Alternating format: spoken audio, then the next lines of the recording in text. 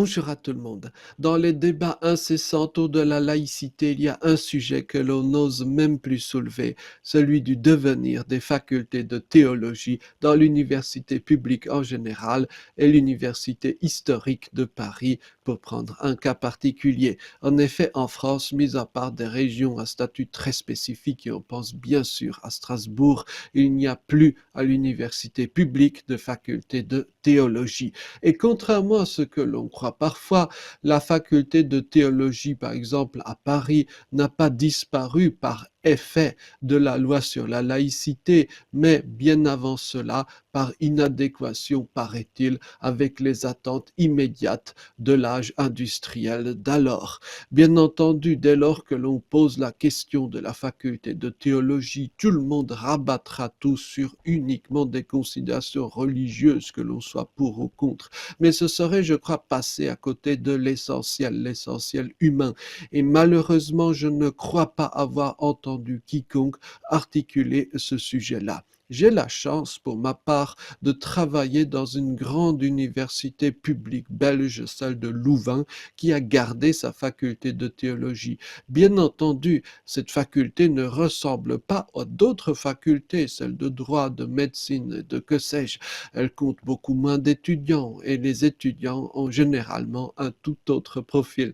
Et c'est justement là que les choses deviennent intéressantes. En effet, la faculté de théologie est un biotope particulièrement inclusif et riche sur le plan de la biodiversité humaine. Prenons le cas de l'âge.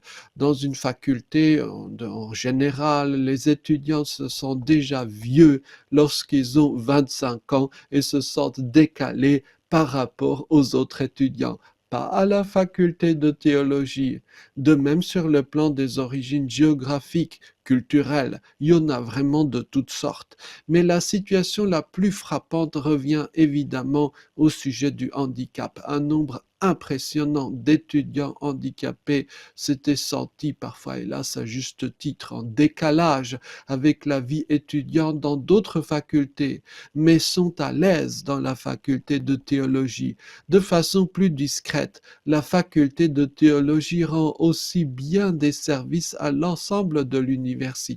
Prenons un exemple, les bibliothèques. Comme on le sait un peu partout dans le monde, les bibliothèques universitaires sont bondées ou alors un peu trop remplies pour y travailler sereinement.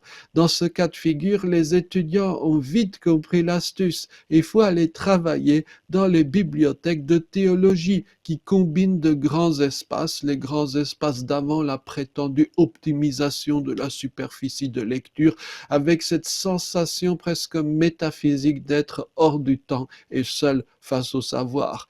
Il pourrait y avoir encore mieux. Si l'on se plonge dans l'histoire de la faculté de théologie de Paris, par exemple à la fin du XIVe siècle, au Moyen Âge, la majorité des licences étaient attribuées à des mendiants. Oui, certes des mendiants érudits, étant donné qu'ils appartenaient à des ordres, mais mendiants tout de même.